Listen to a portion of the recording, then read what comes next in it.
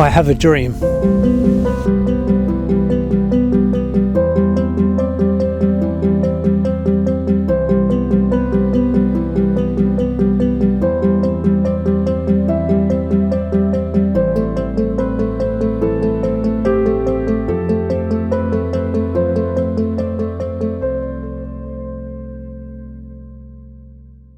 The dream of creating ARA developed over many years. I've been an animal lover all my life. I've supported animal sanctuaries, shelters in England. I moved to Portugal 25 years ago. 15 years ago I rescued a retriever from an animal shelter in the Algarve. That dog became my best friend. I woke up one morning and decided, why wait until I'm dead for this to happen? Let's do it tomorrow.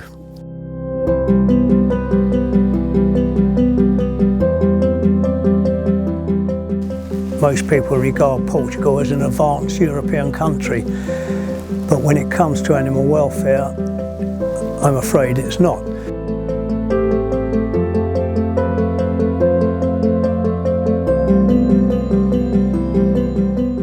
So we found Cabonito, which is a beautiful place in a valley.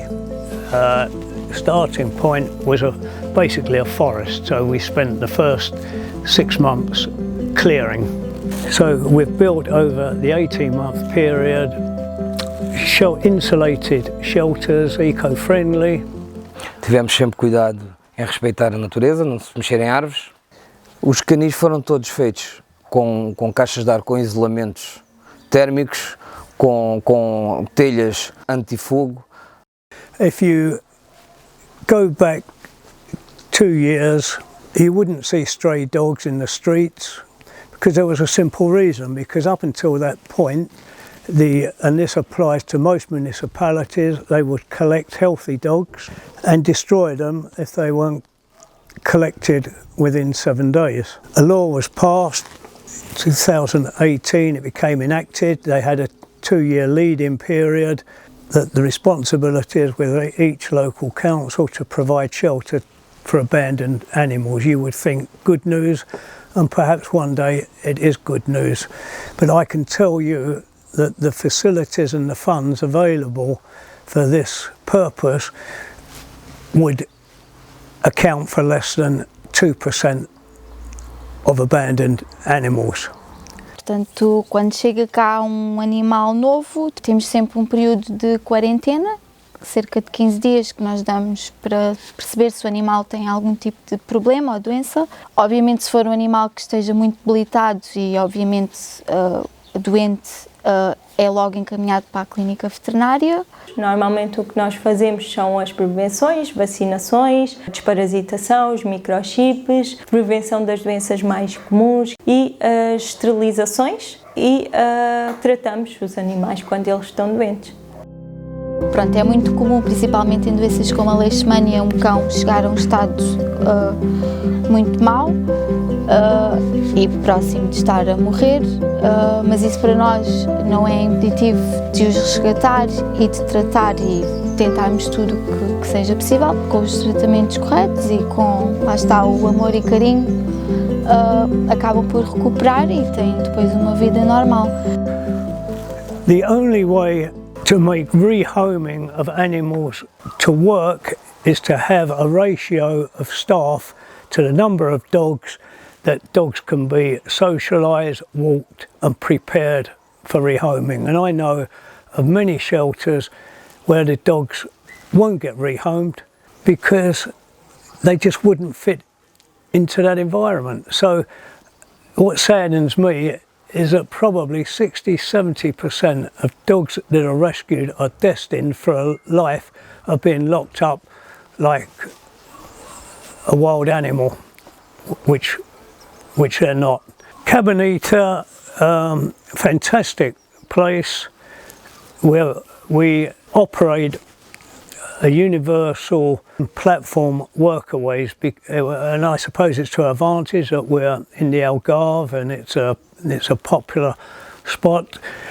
So we provide accommodation for up to 20 workaway volunteers. Nós temos voluntários locais e temos os voluntários do Workaway, que é um site onde as pessoas trocam acomodação e por vezes alimentação por X horas diárias de trabalho. Meu nome é Priscila, eu tenho 25 anos, eu sou brasileira. I'm Tim, I'm 39 years old. I'm from Wales originally.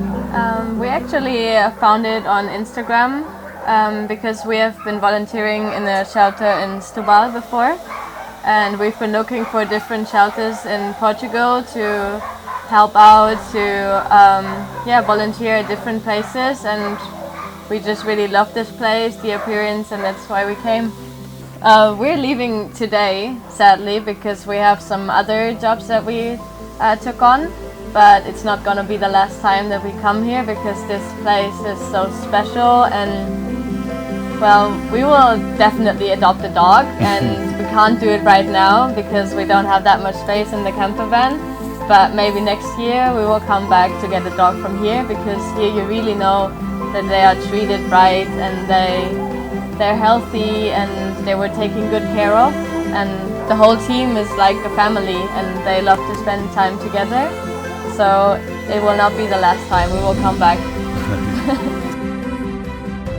Normalmente os voluntários que vêm cá, todos eles são amantes de animais e acho que a energia sente-se e passa para os cães que estão aqui, diminuindo o stress, diminuindo o nervosismo dos animais também. E tudo isso acho que é um grande diferenciador entre a nossa associação e outras associações que têm programas de voluntariado, porque a nossa experiência passa por ser tão imersiva que quem beneficia sempre são os animais. We couldn't afford to pay 20 volunteers, and that's why it works so well. They also help us in adoptions, they help us spread the word. Fortunately for us, we get great reviews. We've actually got a waiting list. I actually used Workaway to find ARA, and ARA came so highly recommended by all the volunteers. I originally came for 3 weeks and then ended up staying for 2 months, and now I'm working here, so everything has gone really, really well for me. So I discovered ARA on a website called Workaway because I always wanted to work at a dog shelter. Since I was little, I always wanted to help street dogs and stuff. I was a volunteer for 3 times actually. I always came back, and then they asked me if I wanted to start working here, and yeah, of course I wanted to because I love this place and it's amazing. We're very proud, we're very pleased with what we've achieved, the lessons we've learnt, and the adoption rate, because the main reason we're here is to save animals, but then ultimately find for them a forever home. And we're doing that very successfully. We are now averaging 25 a month. A meu ver, aquilo que o ARA tem, que é uma mais-valia na qualidade de vida dos animais, passa pelas nossas regras, que são fundamentais. Nós temos boxes e nas nossas boxes não é permitido ter mais do que 2 cães na mesma, a não ser que sejam irmãos ou mãe e filhos. Durante o dia, eles têm acesso aos passeios, aos parques, estão juntos, socializam, são verdadeiros animais e podem estar em contacto com a natureza e uns com os outros. E ao fim do dia, eles acabam por descansar nas boxes, cada um tem direito à sua cama, mantas lavadas, e temos também luzes acesas durante a noite e mesmo durante o dia quando é frio ou quando eles vêm de cirurgias. Pronto, nós tentamos ser bastante conscientes nas nossas adoções. Quando uma família quer adotar um animal, nós pedimos sempre que essa família se desloque ao abrigo no mínimo 2 a 3 vezes, especialmente no caso de cães adultos, para que possam criar um elo de ligação e não seja uma mudança drástica no seu ambiente. As famílias, quando adotam um animal, assinam um termo de responsabilidade. Os animais nunca são levados pelo tutor, somos sempre nós, membros da equipa, a levar o animal até à casa da família. Nós o que vamos avaliar é se, de facto, o animal vai ter acesso ao interior, se já tem animais, se esses animais vão reagir bem com a presença do novo animal, se vão ser, de facto, membros da família. Para nós é importante ter um feedback constante dos animais que saem do abrigo. Uma coisa que nós mencionamos a todas as famílias que aqui passaram e adotaram um animal é que se algo mudar na sua vida ou algo correr não tão bem, nós aceitaremos sempre que eles venham de volta. Teremos sempre as portas abertas para eles, porque para nós eles não são números, eles são a nossa família e se passaram por aqui, deixaram a sua marca. Chegar ao ARA foi muito fácil. Sabíamos que queríamos adotar um cão, pesquisámos por abrigos no Algarve e viemos visitar. E quando percebemos que as condições aqui eram ótimas, decidimos que este era o sítio ideal, porque assim libertávamos o espaço para o próximo animal. Viemos conhecê-la e passeá-la algumas vezes, para que também ela se habituasse a nós, e depois foram entregar a Lexi lá a casa.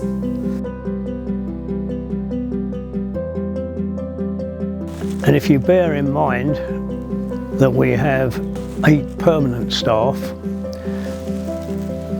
12 permanent volunteers, because they come for 2 or 3 weeks, so we always have volunteers.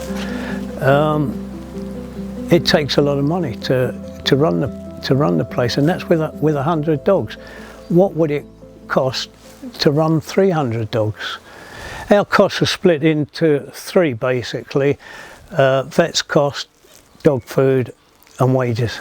These places cost a lot to run, but there is significant money there. There can be monies there, even international money. I mean, when you look at, dare I say, the UK again, the charity monies that come into institutions, particularly like dogs' homes, is huge. Portugal is not a big charity-minded country. That's just a fact. It just doesn't have that kind of background. So raising funds and raising monies to run places like ARA and others is critical. Hi, welcome to WOOF. The charity shop is a fundamental way of ARA being able to get funds to support the ongoing costs. All of the items sold in the shop are donated by the general public. It's completely run by volunteers. They give up their precious time every week to support ARA.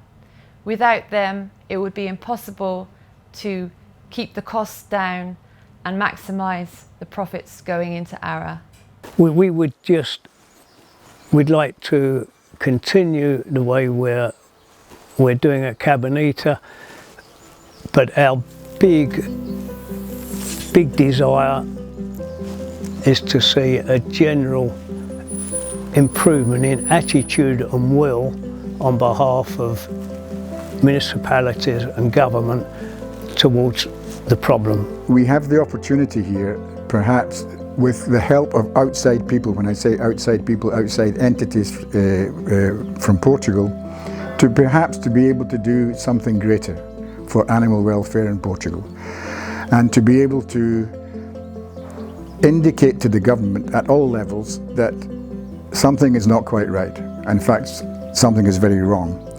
And that given that we could be able to show them how to perhaps do different things, be able to bring in international people to assist the government, to create an awareness and perhaps an umbrella situation where many of these sanctuaries and homes could relate to, we could create something much, much healthier for the animal welfare in Portugal. Once we feel the job's done here, that we may be able to help another shelter improve where they are.